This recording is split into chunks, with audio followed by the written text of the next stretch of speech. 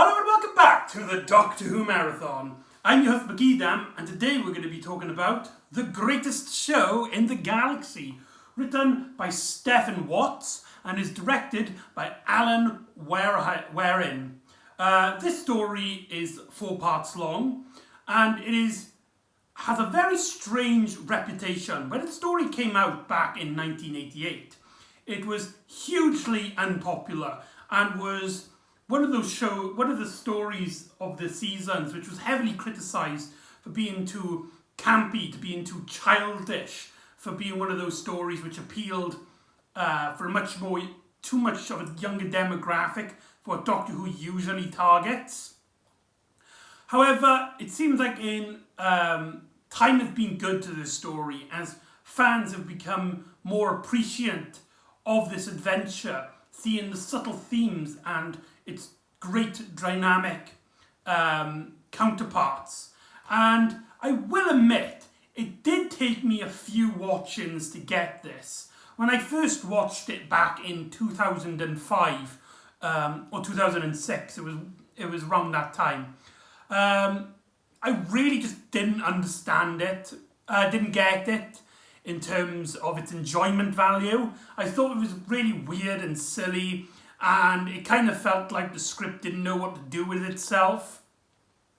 However, the more I watch it, the more I pick up on stuff and the more I appreciate it for what it's trying to tell. And it's one of those shows, like most Sylvester McCoy's era of the show, is a story which you will never see another version again.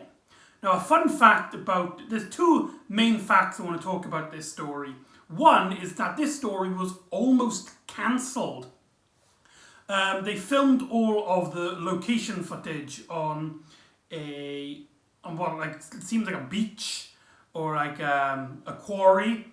But when it was time to do the studio shooting, the BBC was actually closed due to problems with asbestos. And the story was on the verge of being cancelled. But John Nathan Turner really didn't want this to be another Sharda incident. And he also took advantage of the fact that this story is mainly set at a circus. And so what they did is they actually made a tent on the BBC parking lot in the car park. So this is one of the few stories which is actually filmed in a car park. That's funny to note. But another fact as well about this story is that the stories were produced in different order compared to what they were aired for. This created some continuity issues when it came to producing the stories. For example, in this story, Ace gains a new badge, one of the characters' earrings. She appears to be wearing this during the Happiness Patrol. She's also quoted in this story for looking for her bag full of Nitro 9, bag which was destroyed during the events of Silver Nemesis. And the reason, apparently they were they filmed these in that order, where it was Greatest Show in the Galaxy, Happiness Patrol, and then Silver Nemesis. But because they wanted Silver Nemesis to appear during the 25th anniversary, the episodes got messed around, causing the continuity issues. Now, I've heard mixed thing in terms of canon.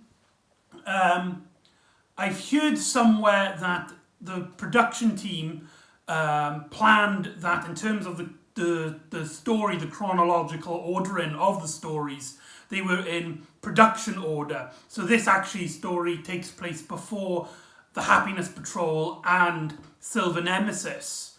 But I've also heard as well by a friend of mine, Gwen Richards, who states that the story's continuity error was just that because of the production, and that they the actual chronological ordering of this doesn't matter and is supposed to be watched in the order that they aired in.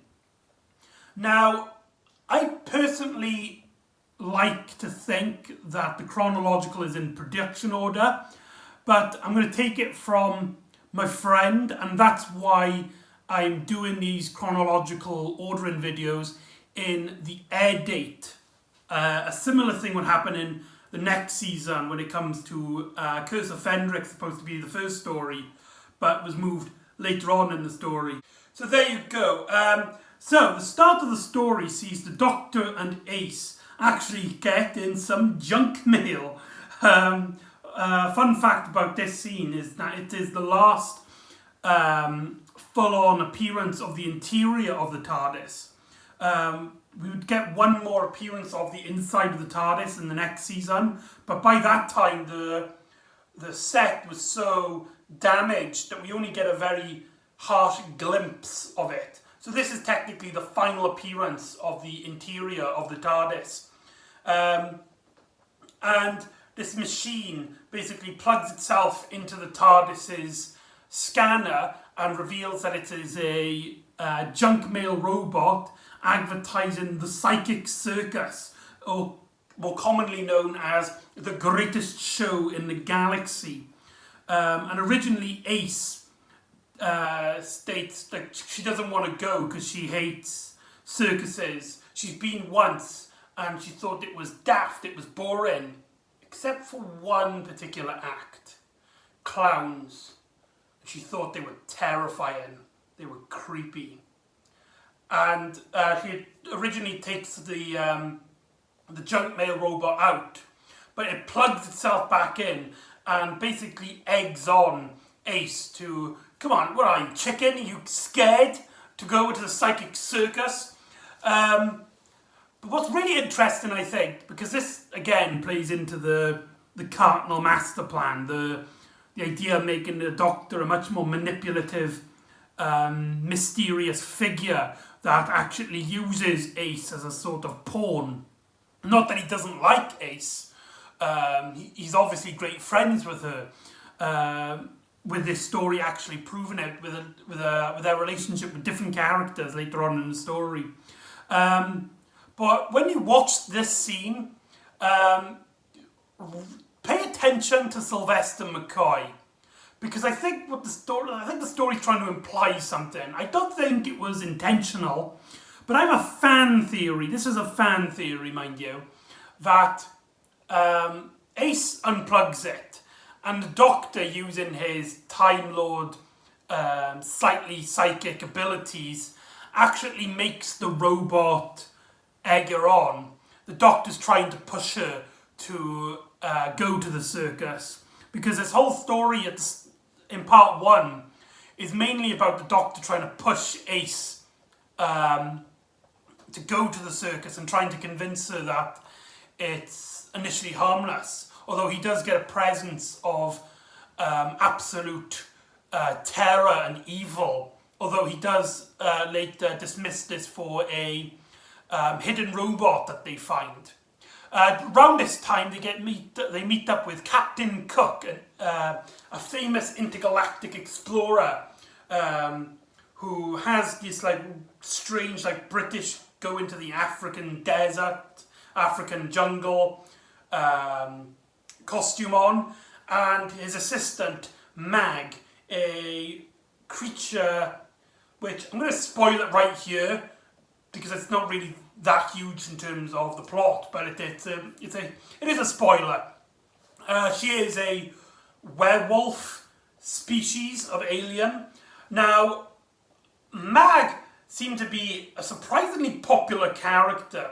She became so popular, in fact, that Big Finish actually gave her a companion status, as in an audio of 3 Adventures, the Doctor goes back for Madge and actually takes her on as a companion after leaving Ace. So Madge is a companion. There's a fun fact for you. Here she is like a reluctant servant to Captain Cook, who who constantly refers to her as a specimen. And Captain Cook also refers to Ace as the Doctor's specimen. And this is what I was on about. Like, the Doctor still sees Ace as a friend because he, like, says, it's like, I don't see her as a specimen. I don't see anyone as a specimen. But it's one of those things where it's like a double meaning, where it's like the Doctor's telling himself that he doesn't see her like a specimen, but his actions say otherwise. We later meet up with other characters. There's this really hard-rocking motorbicyclist, which is kind of played really over the top, which is one of those elements where I think the campiness of the Sylvester McCoy era really shines out, for better or for worse. I think here, because these campy characters don't have a lot to do, it gives, it has the benefit of the campiness in that it gets a lot of character beats out of the way before them getting a lot of screen time. So, for example, this character, you see him, you instantly get his gist, that he's this no-nonsense biker who just hates anything getting revolved around him and stuff, and he's trying to get to the circus. We also meet up with the Whiz Kid, a character which is clearly based off the Doctor Who fan base and is considered a sad parody of the Doctor Who, your average Doctor Who fanboy.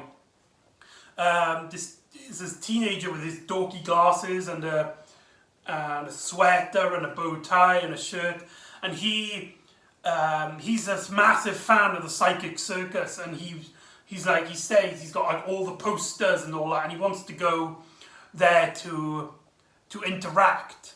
And when they go to the Psychic Circus, it seems to be really sad and disappointing for the majority of the characters. When the Doctor and Ace appear in the Psychic Circus, it's only them and 3 other characters in the audience.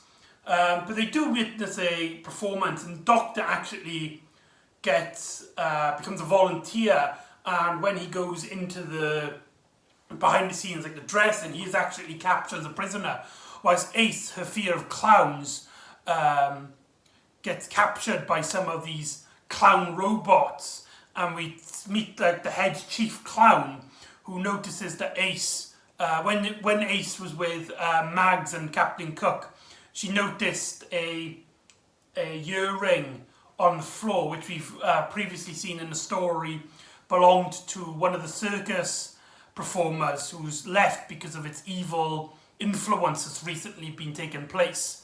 Now, the idea of the clowns in this story are absolutely terrifying, and what makes it brilliant is the performance of the chief clown. I can't remember his name, Richard something, but he does a fantastic job. And what I find really great is that, yeah, he has like a creepy, gritty laugh, and he has this weird hand gesture when he does this.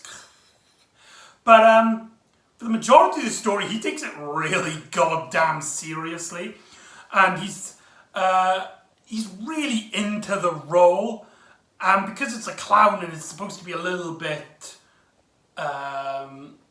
over the top, a little bit overplayed, it really gets under your skin the way he just stares at Ace and is like, "Where did you get that? You will tell me."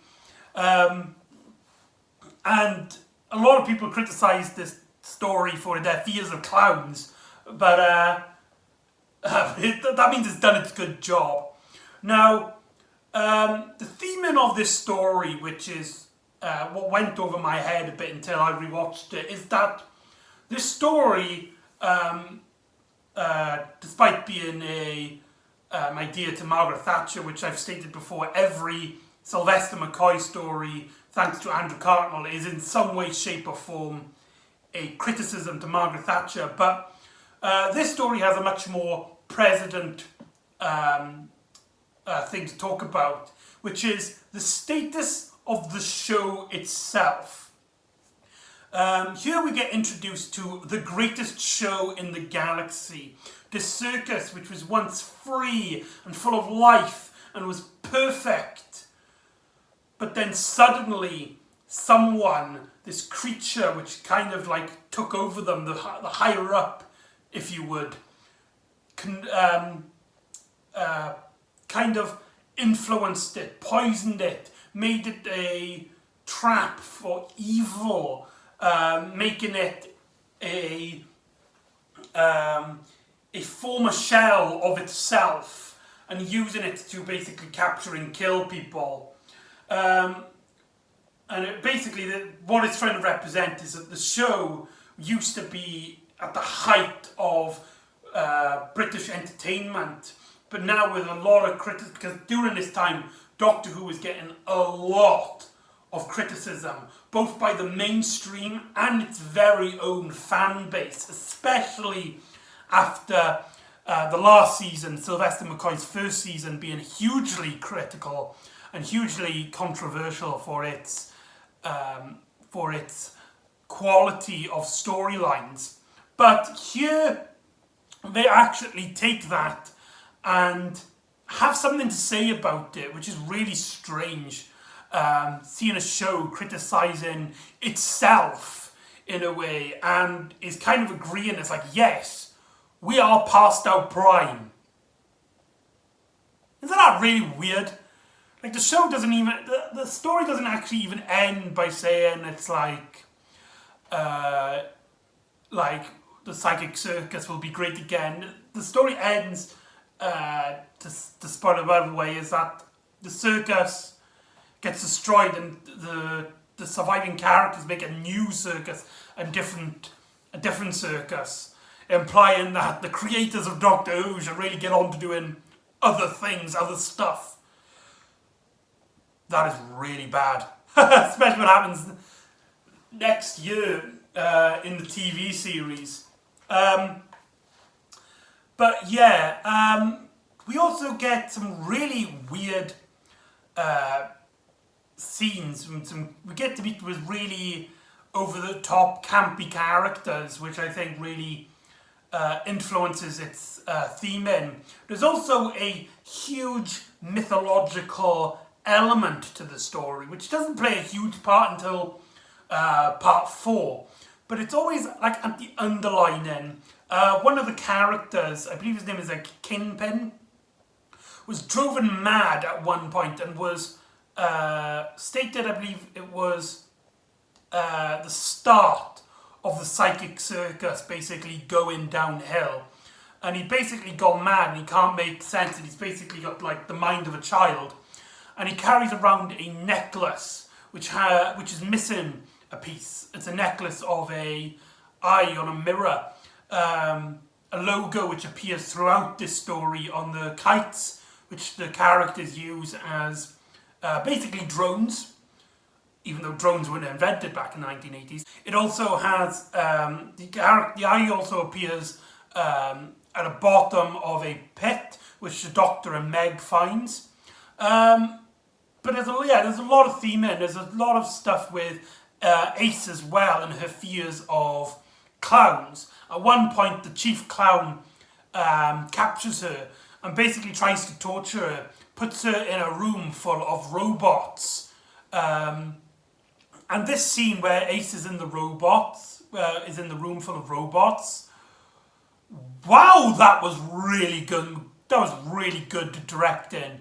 That really holds up today and reminds me a lot. And I think the new series might have actually taken influence from this scene. In the scene in the story Rose, when Rose is underneath the shop and she gets attacked by Autons, where the camera kind of like focuses on Ace, but in the background, in the blurry, you see what appears to be statues slowly move like this, and the way they move as well with their heads and their arms like that is really just sort of like, ugh.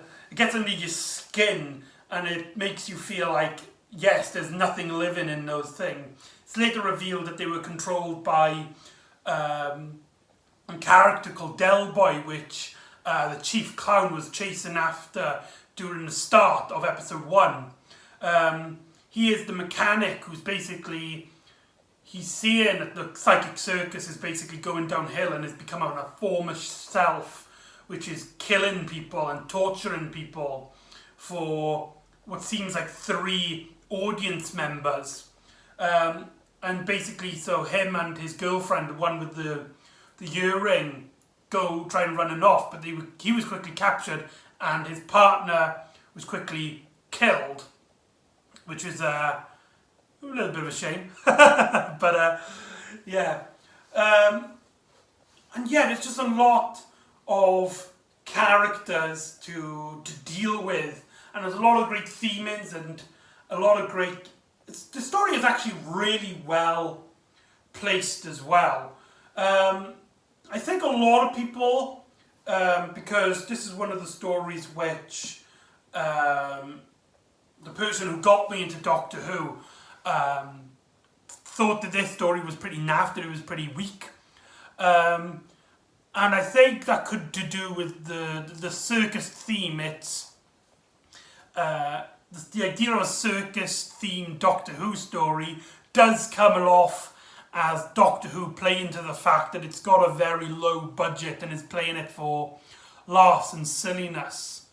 But what makes this story great is that it actually plays into the story, its theming of the show that was once great, but now is a former husk of itself, which is also a sad commentary on itself. But you know, it's still a lot of fun and interest. There's a lot of great scenes.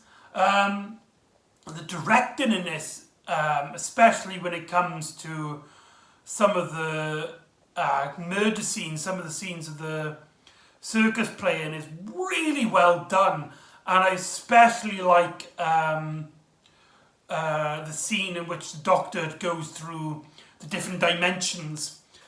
Because in part 4, it's basically the reveal that the psychic circus got you and they basically either ran out of money, they weren't doing so well.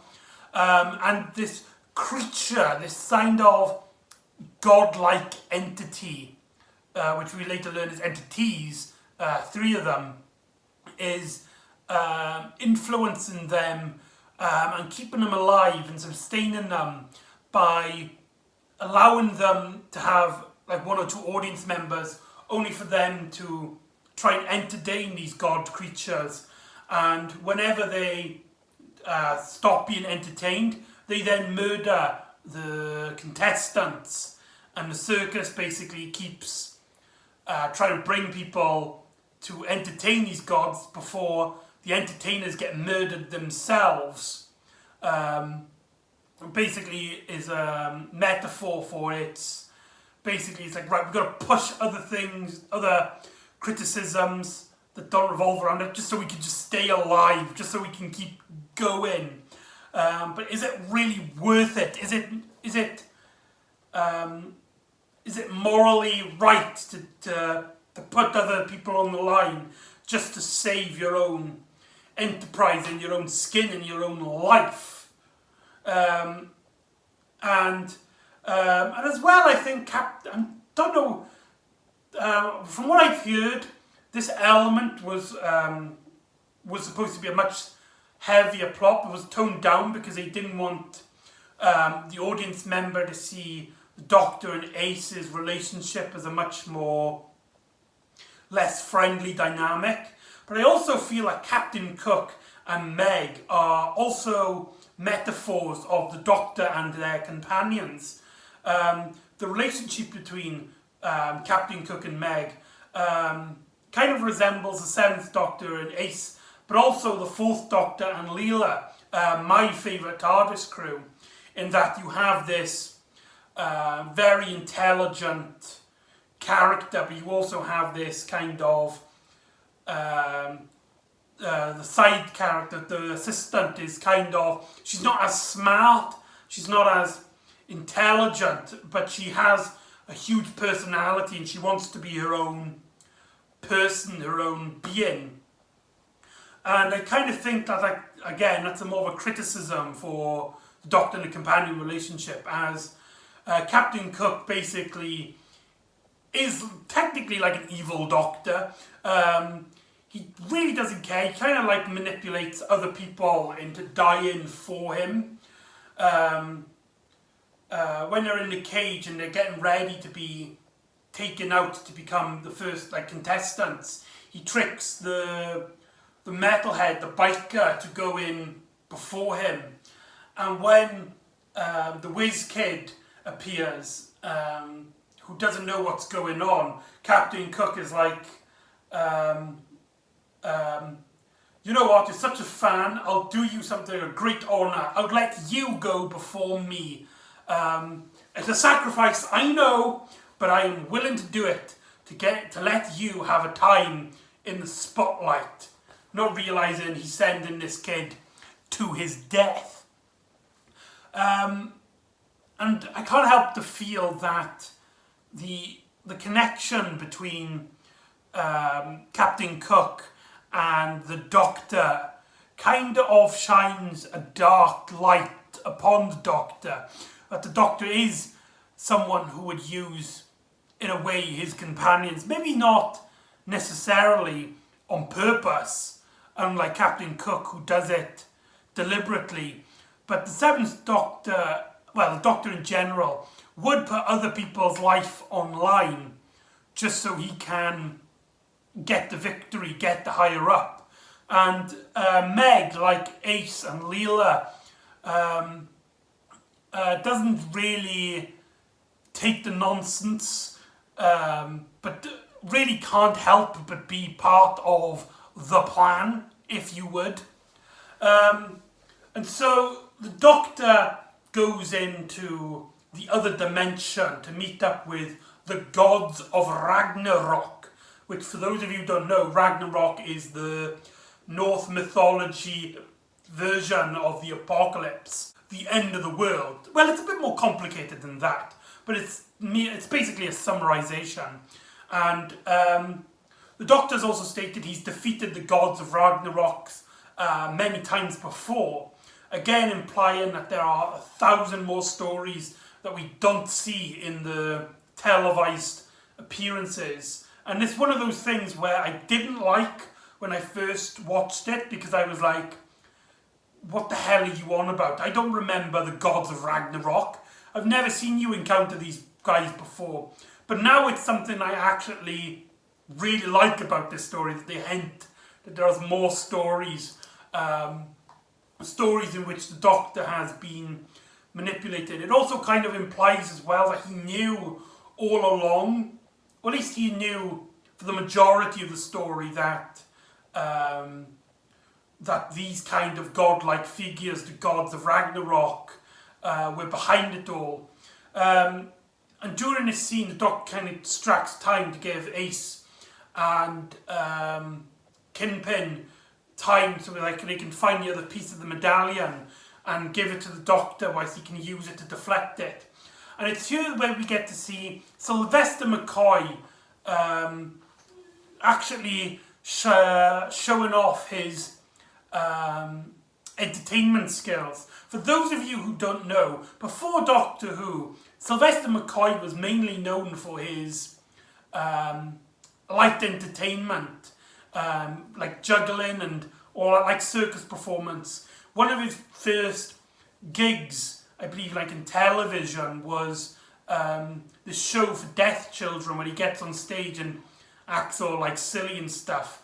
And he was mainly known for like theatre and like production, you know, like that kind of light entertainment. And so here we get to see Sylvester McCoy actually pull some of his tricks. He does the chicken and the egg, where he makes it looks like eggs are constantly coming out of his mouth, and he does the whole thing with the knot and the juggling, and he also does the Harry Houdini trying to get out of the vest, and he does a very good job here. And yes, it is a resemblance to the stuff I wasn't too keen on in his original series. But here I think in the plot as well, it really works here because it's him basically stalling for time, and it's an example of his silliness, his Charlie Chaplin-ness,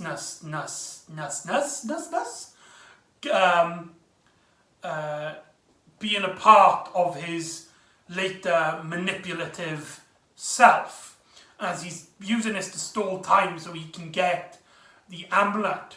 Now, the scene where he actually gets the amulet as well, every time I watch it, basically he turns a metal into a piece of sword, and he talks about this story about a gladiator that was actually appeared during the Gods of Ragnarok, but they turned him down. So basically the Doctor's talking about a story which we don't see. And the amulet falls down the pit, which lands on the Doctor's sword.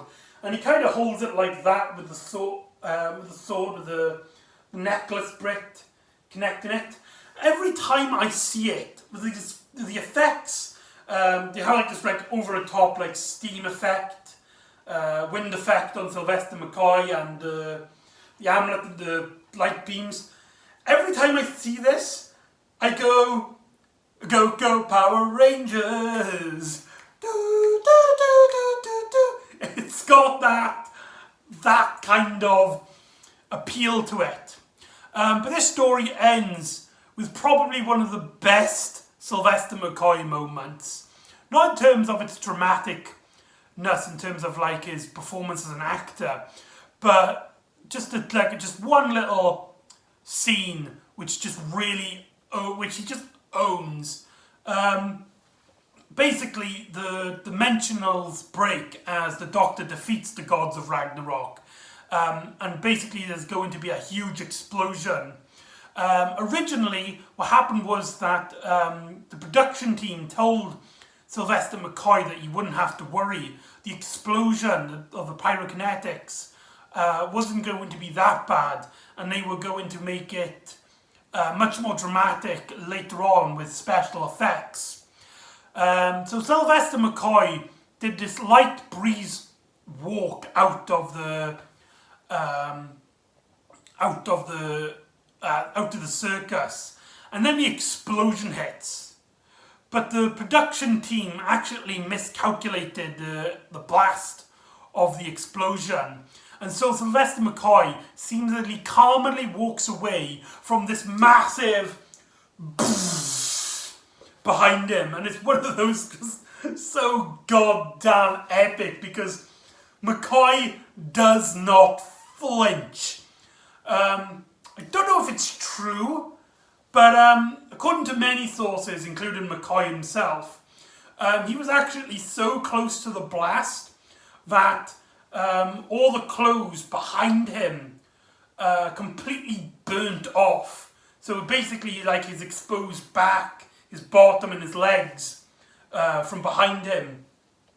But he kept going because he knew that there wouldn't be any retakes.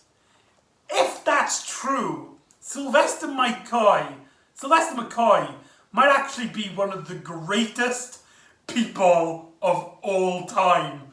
That is really cool. I highly doubt it's real, if I'm going to be honest. I think it's more something like, they brag about, but I don't believe it's really true. But yeah, that's something that's been claimed.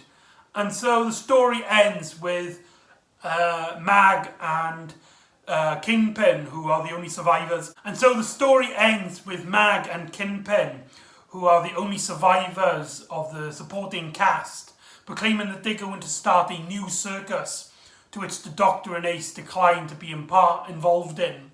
And there you go, that's the greatest show in the galaxy. Overall, every time I watch it, it gets better. I start enjoying it more. It has a lot of theming. It might play a bit too much on the theatrics, the campiness, the pantomime. I really hate using that word with Sylvester McCoy era because I constantly use it. yeah, it's pantomime. But I think here it actually plays to the story's strengths, and it's a running commentary on how the show was produced at this time. Something which Doctor Who would do again during the story Survival, where it commentates on itself and its own, the show's own morality, in a sense. But some great scenes and some great moments makes this story shine out as a fan favourite of the McCoy era. So I highly recommend you watch it. But I will say, you might not enjoy it on your first viewing like I did. I think a lot of people will struggle with this one because it's so camp, it's so cheesy, it's so tacky in a way. But give it time and it will be, I think it will grow on a lot of people. Maybe not for everyone, but I think for most people it will grow on you. And so there you go, that's the greatest show in the galaxy. So join me next time where we will go into the final season of classic Doctor Who, as the Doctor meets up with an old friend whilst they battle across Arthurian legends. And I'll see you next time for Battlefield. See you next time on the Doctor Who Marathon. Ta-da!